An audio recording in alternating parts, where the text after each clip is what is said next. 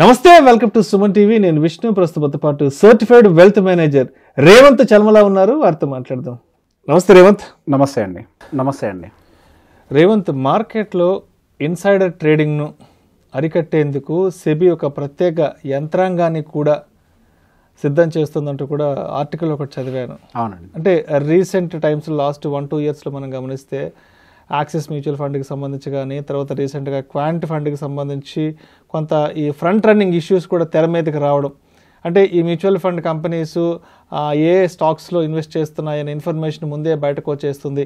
ఇటువంటి దాన్ని అరికట్టేందుకు ఒక ప్రత్యేకమైన యంత్రాంగాన్ని తీసుకురావాలంటూ కూడా సెబీ ఒక ఆలోచనలో ఉంది. ఏంటి అసలు ఫర్దర్గా సెబీ ఎటువంటి యాక్షన్స్ తీసుకోబోతుంది, ఎటువంటి డెవలప్మెంట్స్ తీసుకొస్తుంది అంటారు దీనికి సంబంధించి?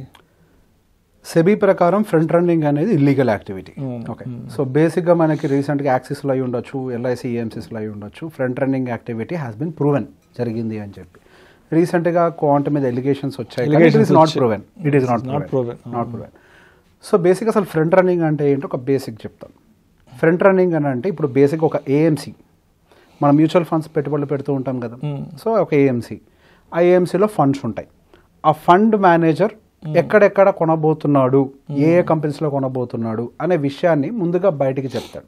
సో బేసిక్గా ఇక్కడ కొనేటప్పుడు బయటికి ఎందుకు చెప్పాలి? ఇప్పుడు ఒక మ్యూచువల్ ఫండ్ హౌస్ ఏదైనా స్టాక్ కొంటుంది అని అంటే 1-2 లక్షలతోటో, 1-2 కోట్లతో కొందు. 50 కోట్లు, 100 కోట్లు, 200 కోట్లు ఇట్లా పెద్ద మొత్తంలో ఇన్వెస్ట్మెంట్స్ కొన్న అమ్మిన ట్రాన్సాక్షన్స్ పెద్ద మొత్తంలో ఉంటాయి. అంత హ్యూజ్ క్వాంటిటీలో ట్రాన్సాక్షన్స్ చేస్తే డెఫినెట్గా స్టాక్లో మూవ్మెంట్ ఉంటుంది. బయింగ్ చేస్తే అప్ సైడ్, సెల్లింగ్ చేస్తే డౌన్ సైడ్. సో బేసిక్గా వాళ్ళు ఏం చేయబోతున్నారని ఒక యాక్టివిటీని వాళ్ళ ఫ్రెండ్స్కో, ఫ్యామిలీ మెంబర్స్కో ముందుగానే ఇన్ఫర్మేషన్ బయటికి ఇచ్చి, సో వీళ్ళు ఏం చేస్తారు ఇక్కడ, వీళ్ళు యాక్టివిటీ తీసుకునే ముందు, అంటే ఏఎంసీ యాక్టివిటీ తీసుకునే కంటే ముందే ఒకవేళ కొంటున్నారు అనుకోండి, ముందుగానే స్టాక్స్ కొనేసి పెట్టేసుకుంటారు. సో బేసిక్గా వీళ్ళు స్టాక్ కొనేసి పెట్టిన తర్వాత వీళ్ళు బయింగ్ చేస్తారు కదా. వీళ్ళు 100 రూపాయల దగ్గర కొన్నారు, వీళ్ళు 101 దగ్గర కొన్నారు. ఆ బయింగ్ ప్రెషర్ వల్ల అది 105కో 110కో అవుతుంది. సో బేసిక్గా ఒక డిమాండ్ క్రియేట్ అవుతుంది కదా బయింగ్ ప్రెషర్ వల్ల. ఈ డిమాండ్ వల్ల అడ్వాంటేజ్ తీసుకుంటారు వీళ్ళు.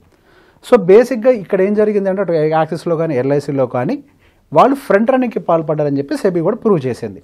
ఓకే, సో బేసిక్గా అక్కడ ఏఎంసీ బ్యాడా అంటే అది ఏఎంసీ బ్యాడ్ కాదు, తులసి వనంలో గంజాయి మొక్కలాగా అంతే. ఎక్కడో ఒకడు ఉంటాడు, వాళ్ళు లీక్ చేస్తాడు ఇన్ఫర్మేషన్ బయటికి.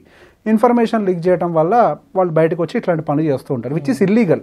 అది చాలా సీక్రెట్గా జరగాల్సినటువంటి పని పబ్లిక్ మనీని హ్యాండిల్ చేసేటప్పుడు.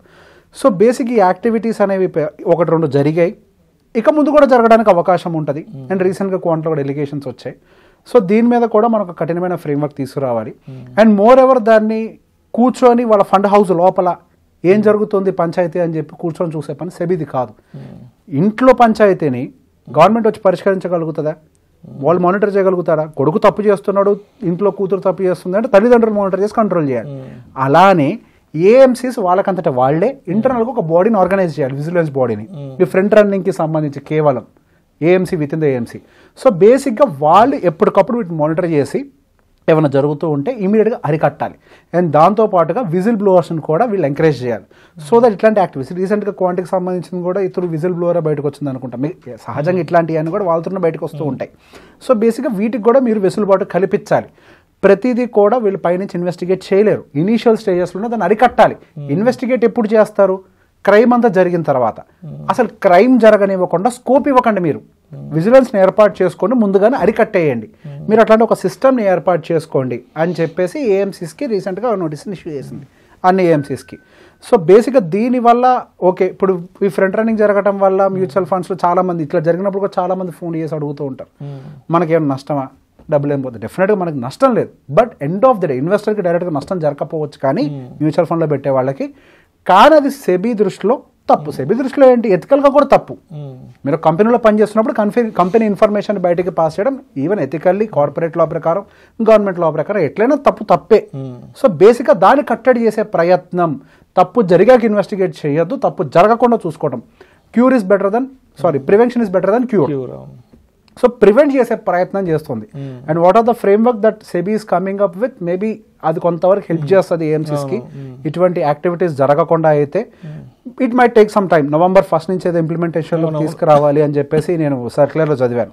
సో గోయింగ్ ఫర్దర్ ఇట్లాంటి యాక్టివిటీస్ అండ్ హవెవర్ ఇంతకు ముందు ఉన్నంత ఈజీగా ఏమీ లేదు. ఎవ్రీథింగ్ ఈజ్ ట్రాకబుల్, చాలా ఈజీగా దొరికిపోతున్నారు. ఎవరెవరు ఏం యాక్టివిటీస్ చేస్తున్నారు, ఇట్ ఈస్ ఈజీలీ ట్రాకింగ్ అయిపోతుంది, చాలా ఈజీగా ట్రాక్ అయిపోతుంది. అంత ఈజీ కాదు. ద కన్సర్న్ హియర్ ఇస్ అసలు జరగద్దు, జరిగాక ఇన్వెస్టిగేషన్ అవుతుంది, జరగకుండా ఆపుతాం.